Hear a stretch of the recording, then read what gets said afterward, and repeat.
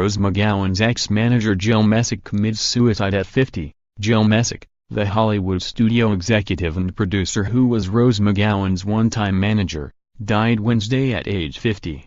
Her family confirmed the news and said Messick took her own life. Her family put out a statement along with the news Thursday, saying she was collateral damage in the fallout of the Harvey Weinstein scandal and McGowan's part in it. They said Messick had battled depression and was bipolar.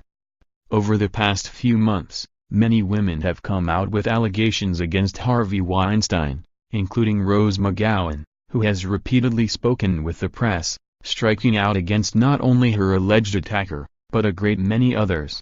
One of them was Jill, who chose to remain silent in the face of Rose's slanderous statements against her for fear of undermining the many individuals who came forward in truth. She opted not to add to the feeding frenzy, allowing her name and her reputation to be sullied despite having done nothing wrong. She never chose to be a public figure, that choice was taken away from her. Messick spent more than 10 years in exec roles at Paramount and Miramax, with producing credits including Frida and Mean Girls. She was in the midst of producing Warner Brothers' Minecraft. Here is the family's statement: "The movement just lost one of its own." Jill Messick was a mother of 2 children, a loving wife and partner, a dear friend to many and a smart entertainment executive. She was also a survivor, privately battling depression which had been her nemesis for years. Today she did not survive. Jill took her own life. Jill was victimized by our new culture of unlimited information sharing and a willingness to accept statement as fact. The speed of disseminating information has carried mistruths about Jill as a person, which she was unable and unwilling to challenge. She became collateral damage in an already horrific story. Jill believed in the movement. She supported every woman finally coming forward to share their dark truths and expose those who had committed previously unspeakable deeds. She was loyal. She was strong. Jill was many things, but she was not a liar. Over the past few months, many women have come out with allegations against Harvey Weinstein, including Rose McGowan, who has repeatedly spoken with the press, striking out against not only her alleged attacker, but a great many others. One of them was Jill, who chose to remain silent in the face of Rose's slanderous statements against her for fear of undermining the many individuals who came forward in truth. She opted not to add to the feeding frenzy, allowing her name and her reputation to be sullied despite having done nothing wrong. She never chose to be a public figure, that choice was taken away from her. Now that Jill can no longer speak for herself, it's time to set the record straight. In January 1997, Jill was an entry-level manager at Addis Wexler.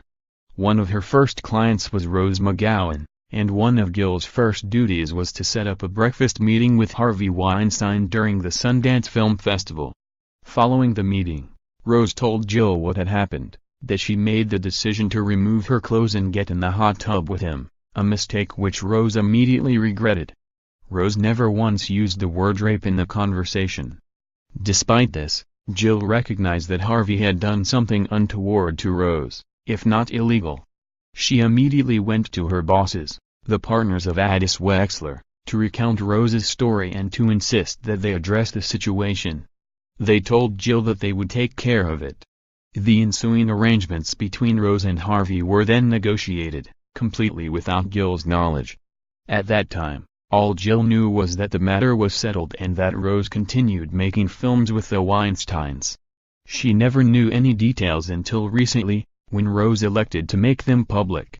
10 months later, in November of 1997, Jill received a call from the Miramax exec VP of production, recruiting her for a job as an executive at Miramax Films working in production in Los Angeles. Jill was hired based on merit and her excellent work of over 2 years as a young development executive working with Woods Entertainment, prior to her time at Addis Wexler. Rose's most recent round of press to promote her book have included new stories involving Jill.